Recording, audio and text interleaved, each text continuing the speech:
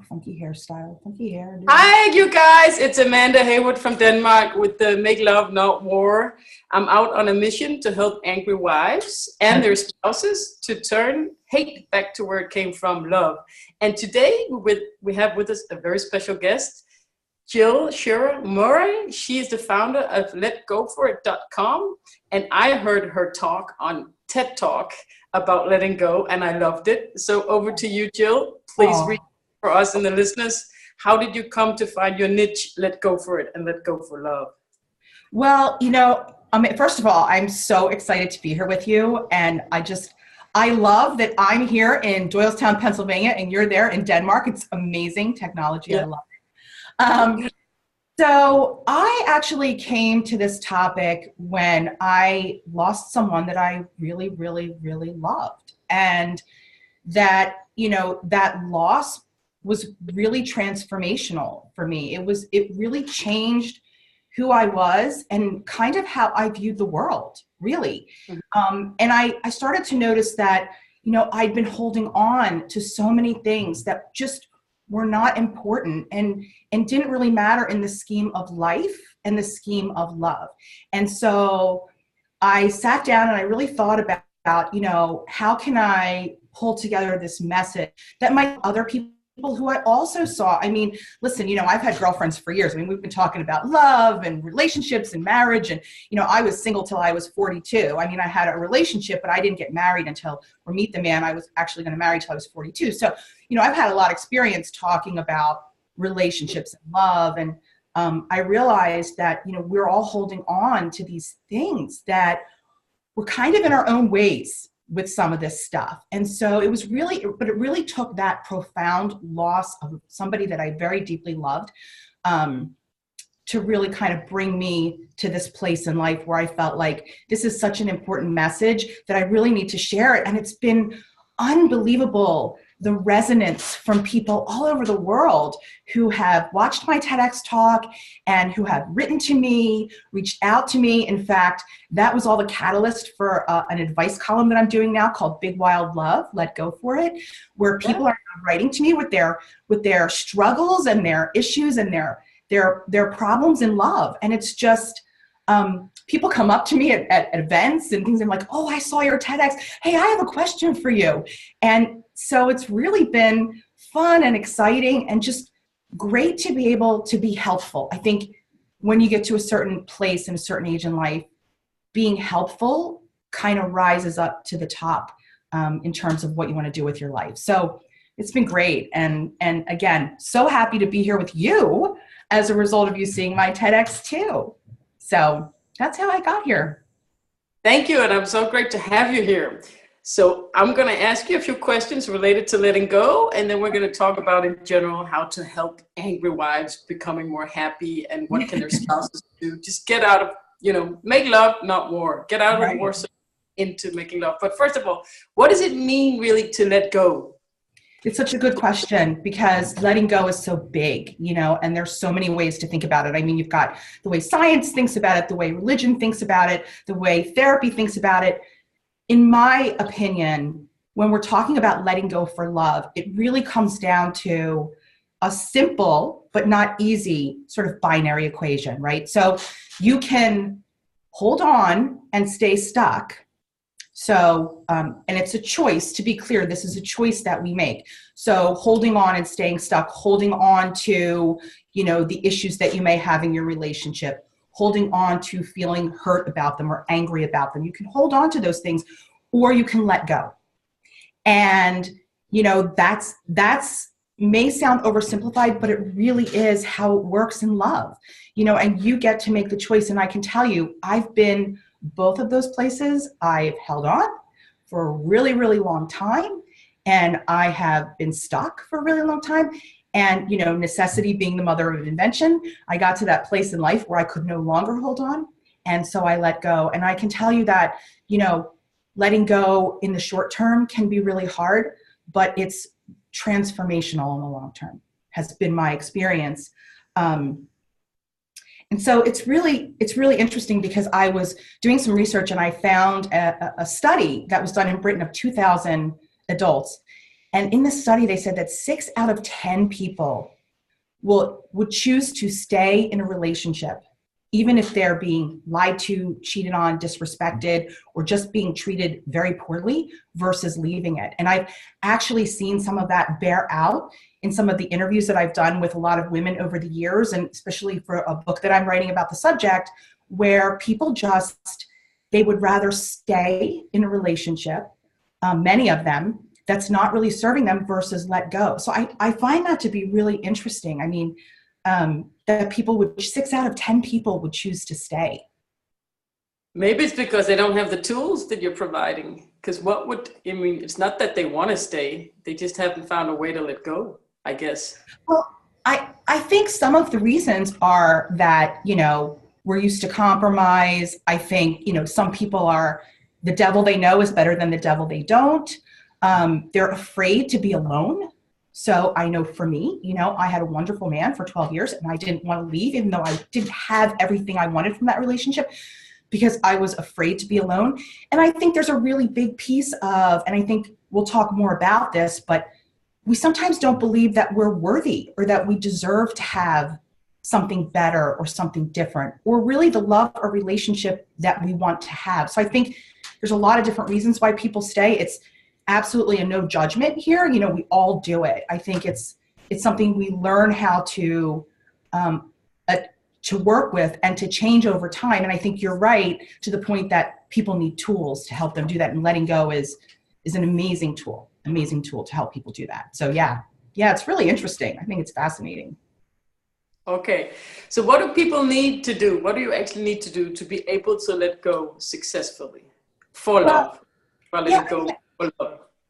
I think that there's certain things that people really need to be prepared to do to be able to let go really successfully and for the long term. So a couple of things. This might seem really, really obvious, but the first one is knowing what letting go is and what it isn't. So a lot of the women that I talk to, they viewed letting go as, coping inside of an unhappy situation, or accepting it, or normalizing it, or giving up. Those things are not letting go. They are short-term strategies that really are designed to kind of help you get through the day, right? So letting go is really about doing the hard internal work to really understand who you are, what you want, how you got here, and what you need to do to extricate yourself from the situation, or in a marriage, in a relationship that may be great but have some issues. How do I have the hard conversations? How do I compromise? How do I broach the subject? It's almost like we have this beach ball in us and we just keep, holding it down. We don't want to look at it, because if we look at it, we have to do something about it. And so that's the second thing, is really to be ready to acknowledge that there's a problem.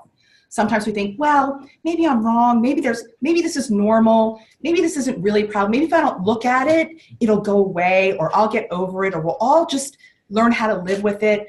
But, when you push that beach ball down over time, eventually, if you don't voice it, it comes up, and you don't want it to come up in the wrong way.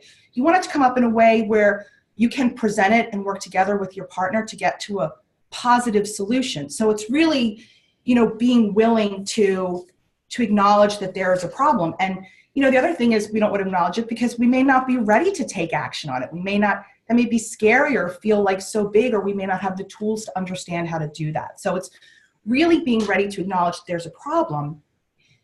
Go ahead. I was just thinking, does that mean to let go for love, to be ready to really let it go, but also open to keeping it? So you're standing there and you will accept that it might not work out. I'm not giving up on love. I'm just accepting that we may or may not be together. And within that space where you're not cramping to really get something or holding on to it, you either, you work it out, because you tell your spouse, I'm here. We can either go this way or that way. Either solution, I'm accepting it. And then maybe you stay together and you create a space where you can actually have the love, because you're not clinging on to things, but you will not have it with the things inside of it that doesn't work. Well, yeah, I think that's a journey that you take together, right? So if you're both willing, starting from these places of preparedness, if you're both willing to acknowledge that there's an issue and you're both willing to come to the table and you both want the same end goal, yes, I think there's a way to use letting go and the preparedness for that. And I know we'll talk about the 5 things in particular that you can do to let go, but to have this preparedness. So, being ready to acknowledge the problem, being ready to acknowledge your role, taking account of your role and your mistakes. I mean, my husband is a big studier of shamanism, and they say everybody plays a role, so it's not about fault, it's not about blame, but it's really understanding your role so you can work with your partner. You can sit down together and own your portion and forgive as needed, either the other person or even yourself. I think from letting go, I think people don't want to feel bad. I think this is a really big part of it, is if we keep things buried, if we don't talk about it, if we don't let it go, if we don't start that process of letting go, then I don't have to feel bad, because it might hurt or it might cause me to learn something about myself I don't want to know, or face a truth about myself and my partner. So I think there's that whole element of feeling bad. Again, the whole feeling worthy piece and, hearing other people's voices in our heads. So when we're in relationship, and again, I'll talk about, this is one of my 5 letting goes, but really, we as adults can choose the voices in our heads. So we have had people in our lives who have said things to us. Many years ago, I wrote a column for Shape magazine where I basically lost weight for like millions of readers. And I was standing in front of I had a personal trainer that gave me 1 personal training session a month, and he would weigh me every month, which was not joyful. And I remember I had lost some weight, and I'm standing in front of the mirror, and I was looking at myself with this scowl. And he was like, "You look great. You're doing great. Why are you scowling?" And I was like, "I don't know. It's not good enough." And he's like, "Whose voice are you hearing in your head?" Well, I was like, "Dear God, I'm hearing my mom. She's telling me, more, lose more." And we have to decide in those moments when we hear other people's voices telling us this isn't right, what he or she is doing is not right, or this isn't what marriage should be, or this isn't what it should look like, or you shouldn't say this, or you shouldn't feel this. We have to ask ourselves, is that my voice or is that somebody else's voice? And if it's somebody else's voice, we as adults get to claim the voices that we hear in our head, and we get to say what's true and what's not true. Which is, leads to the other thing that you need to be prepared to do, which is you have to stop doubting yourself. I mean, we have instincts and queasy stomachs for a reason, right? Like I knew for years that the man in my relationship was never going to give me what I wanted. But I thought, maybe I'm wrong. Maybe I'm missing it. Maybe I'm being oversensitive. Maybe I'm asking for too much.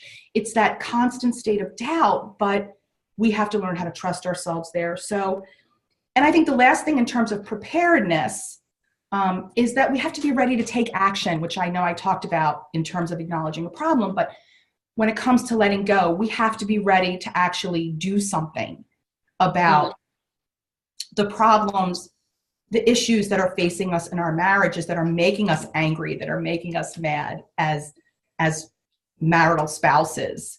And so if we're not ready to take action, then is just not much is going to happen. So I think that's a really big part of it. So I think these are all elements that you need to be prepared to do before you can actually successfully let go. Because if you're not ready to do any one of them, it's going to be very difficult to move through the letting go process. And each one of these is their own process and takes time. And so you have to, work your way through them. But I think when you are ready to make that shift, they just naturally occur. I know that was the case for me, for sure. So you need to know what it means to let go, and it does not mean giving up. Yes. And you let go of voices, but not your intuition, but let go of the voices in your head that came from your childhood or your own bad voices. You know which ones you need to let go, so let go of them. You do. You're ready to take action. Absolutely. And be ready to take an honest account of your role. Learn from that. Learn from what role you played. And you've got to be ready to feel bad. this is such a big one. I call it the tunnel of pain, as I write about it. It's like you can either stay stuck, that's your choice, or you can let go.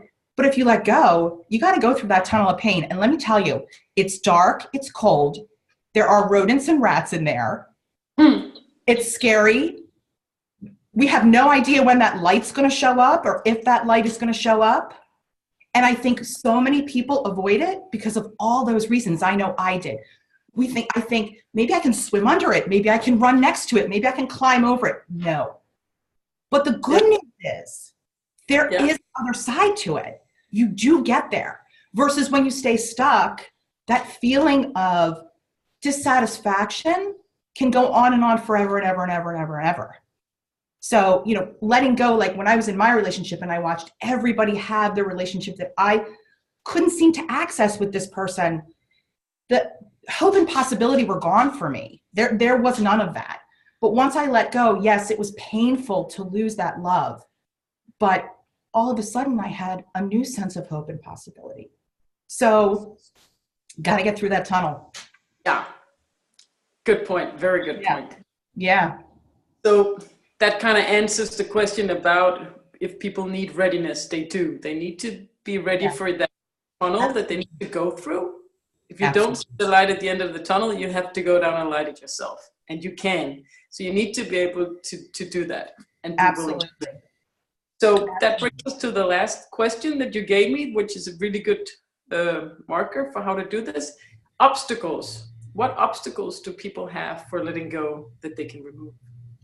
Well, I would say, excuse me, I would say actually before we talk about the 5 things to let go of for love, the biggest obstacle is hands down self-love. So, we talk about more and more, I see people and I hear people and I read about people talking more and more about this importance of self-love, but really all the things I have just distilled all feed into that notion of really having this love for yourself. Many years ago, I don't tell you how many years ago, I actually saw Deepak Chopra live. He was giving a presentation, and I'm going to be honest with you, Amanda. He was talking about Deepak Chopra. Yeah. And he was like way talking over my head. I was like, okay, he was talking about energy and he was talking all these phenomenal things that now I think are utterly fascinating. A lot of like quantum physics kind of things. But one of the things I did hear him say was he was talking about how he was raising his kids. And he said, basically I teach my kids to love themselves because if they love themselves, they're going to make good choices for themselves. They're going to do all the things that I hope they'll do in every aspect of their life. They're going to choose healthy, loving partners. They're going to have healthy, loving behaviors. They're going to make choices that are right for them and not be focused on other people's voices or whatever. So this idea of self-love, once you have that, or once you cultivate that, or at least start working your way towards that, I think you organically begin to understand how to let go, understand how to work your way through, let go of anger and replace that with better communication, being willing to compromise, being willing to see another person's side of things, being willing to maybe adjust your own side of things, or ask for what you need in a very direct and productive way. So self-love is enormous. And I think that is the end goal. I know for me in my journey, I thought I was letting go for the love of another person. I was letting go for the love of myself. That was the love story I didn't know I was after at the beginning of my road.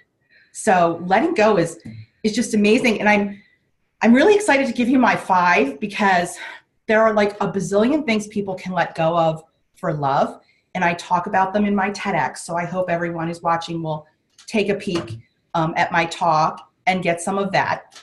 There's about 14 other let go for loves in a roadmap infographic that if you come to my website and register, I will send to you. And not only is it enlightening, but it's really pretty and it would look great on your wall. So there's lots of different ways to let go. And I think the 5 that I'll give you, a lot more can fall out of them. But I tried to pick the 5 that I thought were really, really the most powerful for love relationships, whether you're in a relationship and it's a good one, but you've got some issues and you want to figure it out, or if you are looking and you're thinking, maybe I need to leave this relationship, or you're thinking, there's a huge problem here, but sometimes problems bring people together. And so just because there's an issue doesn't mean it has to be a negative resolution. Sometimes it bonds people even more closely. So I would say, to get to that happy romantic love and to that self-love, there are 5 main things. The first, go ahead. It sounds like 5 strategies is actually for the angry wife that is in a relationship that they either need to get rid of or they need to fix. They need to do something constructive and productive. Absolutely.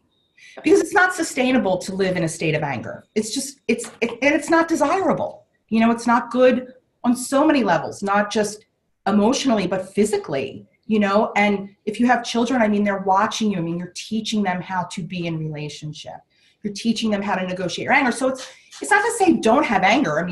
That's inhuman. We all have anger, but it's what you do with that and how you use the tool of letting go to get you from one place to the other. Like you say, whether it's leaving or staying and negotiating your way to a better place. So I would say the first thing is let go of limiting beliefs. So we started to talk about that a little bit, right? But there's a great book called The Biology of Beliefs by Bruce Lipton. And he says that up until the age of 6, we are like computers. We are downloading information. So we are downloading everything we see, hear, touch, smell, whatever our parents are teaching us, however we're watching them engage in relationship, we are taking that all on. When we're much too young to say, hey, I want that belief, we're going to get it anyway. And it's going to be reinforced for us as we continue to age, because that's how we work. We look to validate what we think we believe. We're always looking for that validation. And we carry that with us into adulthood. And a lot of times those beliefs don't serve us. For example, I learned that I had to look a certain way to be loved. That's not true. That's a limiting belief that I have. But maybe someone taught you that you don't deserve to be loved, or that you'll always be alone because you watched one parent leave the other, or that it's okay to have 3 beers for breakfast because that's what you watched growing up, right? Or that money is all you need to be happy because you never had any. So it's really understanding what are those beliefs in your way that are teaching you about what you deserve and what you should have from a romantic love partner or a marriage partner. Maybe if you're angry, part of that is because you have a belief that you've been given just doesn't work, just doesn't feel right, and you don't really understand that yet. Or maybe you have a belief about what your partner should be. So it's really looking at and understanding your limiting beliefs and working to overcome them. How do you find them?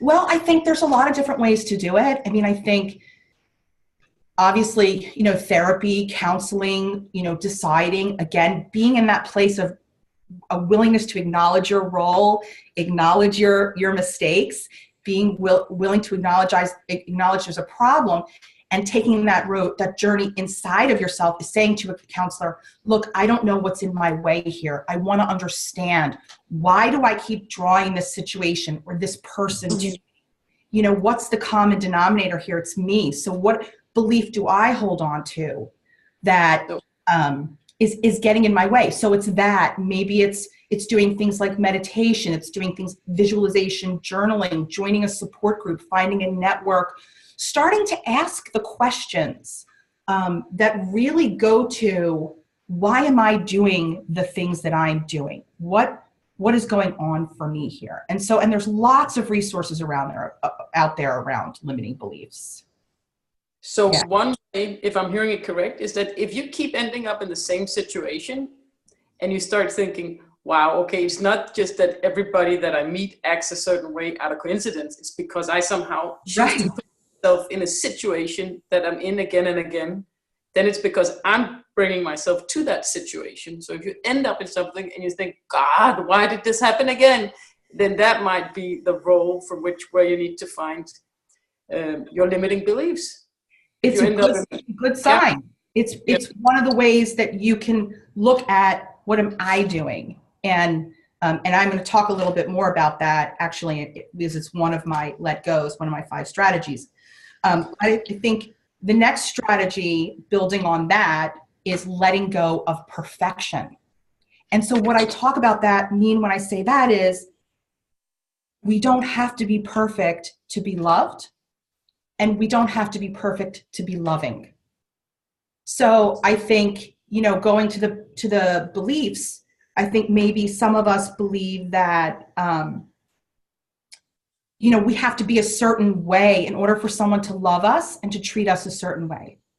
And I think we also feel that we have to be a perfect partner, right? We can't ever make mistakes. We have to do everything right in order to have a happy relationship. And that's just not true.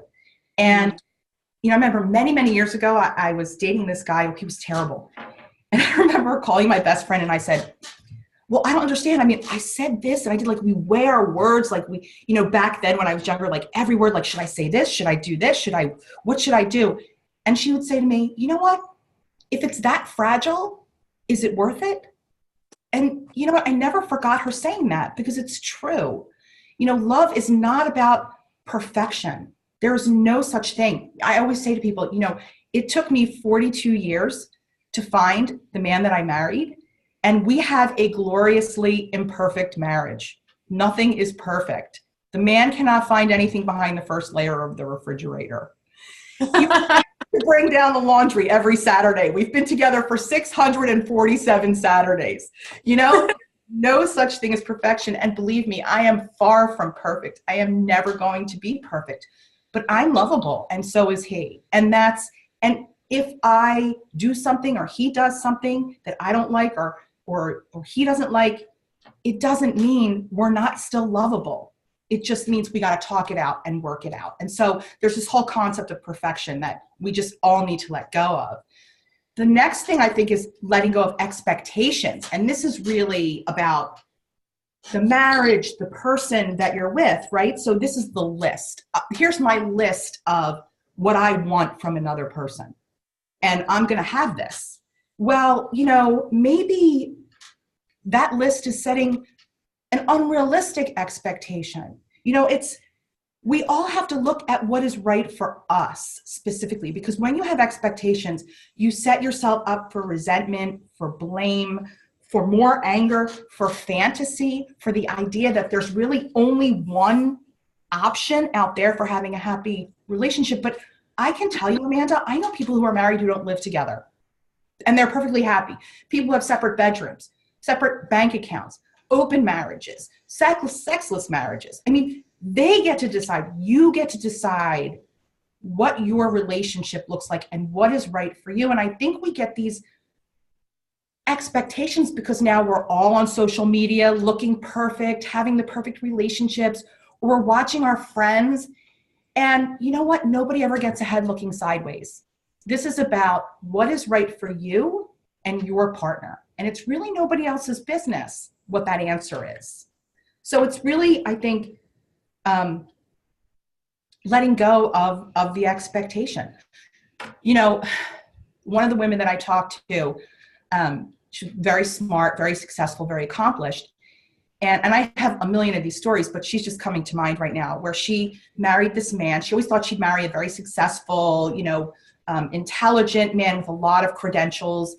And she dated and dated until she was 48. And then she met this guy who was not that, but he offered her the intimacy that she could never find with these men, which was actually what she really wanted, to feel happy and satisfied. And she said, I never thought I would be with a person like this.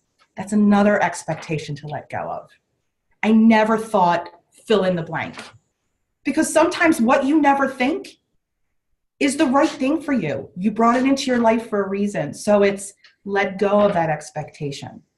So very good. The last two are really my favorites of all of them. The fourth one is, you got to let go of that ego.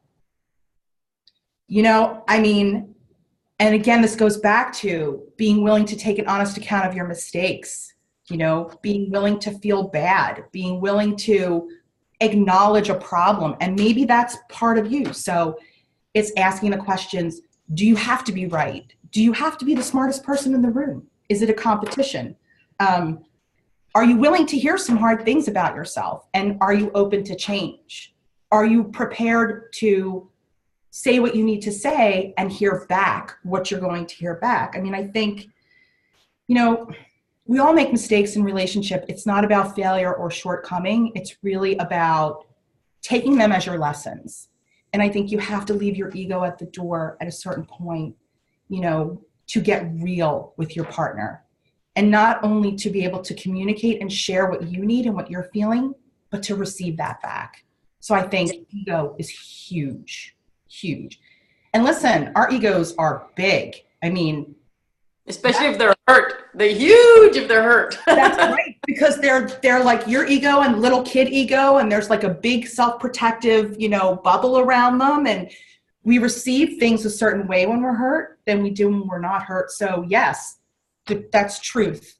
But it's really important to work on, it sounds funny, not taking it personally or a sense of detachment from your ego, but that's truly what letting go is, right? Is that sense of detachment. So it's taking that ego and putting it to the side and saying, what can I do to get to a happy place, to assuage that anger, to deal with it, and then to find an outcome and a solution that really is the best for all parties involved, especially if you're in a marriage and again, you have children. I mean, it's thinking more holistically about it. And the last one, which I have to tell you, this amazes me because like I said, I get letters from people, my Big Wild Love column, people talk to me, let go of doing other people's work. I have people write to me and half of their letters are about, my boyfriend can't do this, and here's why I think he can't do that, and he seems this, and he does that, and I don't understand why he does this, but I don't know how I can get him to blah, blah, blah, blah, blah, blah, blah. And I'm like, wait a second. What about you? Like, this is his work. His work is to figure all this out. Your work is to ask yourself, why am I here? Why did I bring this to myself? Why did I bring this situation to myself, this problem, this person, this scenario? What's my role? And what do I have to learn from it? That's your work, and I see it. Oh my God, Amanda, I have a friend whose husband, is dealing with addiction, and she talks all the time to his therapist. I said, do you have a therapist? No. Why? Right? Because And listen, when I was in my 12-year relationship, oh my God, that was my favorite pastime, to be an armchair diagnosed therapist for his issues. This is why he couldn't commit. I know he loves me. He's just scared. I know he has all these other obligations. Oh, but he shows up on Saturday nights. He's great on the holidays. He remembers my birthday. I know he feels this way. He's just struggling with this. And I look back at that now because that's how 12 years goes by. But really, at the end of the day, letting go for me was doing my work. It was the shift from spending years and years doing his work to finally doing my work. And that is so big. So people, let go of doing other people's work. You can't change that. You can't control it. You can't make someone do what they're not ready, willing, or understand or want to do. But you can control who you are and the choices that you make, and whether you choose to stay stuck or let go. Wow. Really good points. All of them straight to the point. You have a really good way of explaining it. Oh, thank you. Thank you. Yeah. I just wanted to add one thing, being guilty of myself. If you do have kids, bear in mind that when you argue and you're not adult enough to shield them from that, because you haven't figured out your issues with your husband, then you are planting limiting beliefs in your children, the same that are causing you to fight angrily right now and not be constructive with your partner. You're showing them that's the way to love, and putting those limiting beliefs in them that they later on will really need to work on removing. So bear that in mind. That is so true, Amanda. In fact, one of the women that I spoke to, many of them, but one in particular always stands out to me. So she was raised Her father was an abusive alcoholic, and her mother was very passive and very like the victim. And she actually articulated it to me this way. She said, I was 10 years old, and I used to say to my mother, please leave. Please leave. And she never did. She said, and it made me so angry, and I resented her for not leaving. So you know what she did in adulthood, Amanda? She married 3 abusive men and left them all. She had to show her mother how it was done 3 times. Yeah. So you're right.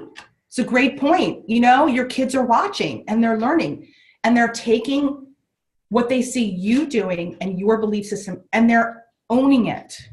And they may spend an entire life trying to work through that. So you're right. It's a huge responsibility when you're fighting in front of your children. They're taking that all in, they're absorbing that like a sponge. So teach them something better. Yeah. So all you listeners out there, go deeper with any one of these experts that you see in front of you. They all have a method and can all help you in one way or the other to take action. Just take that first step and then follow that path. I don't care who you choose. Just pick one of them and listen to them and do their program, do the roadmap or whatever they present to you. Just pick the one you like the best and just take that first step. Otherwise, you'll be standing on one foot your whole life.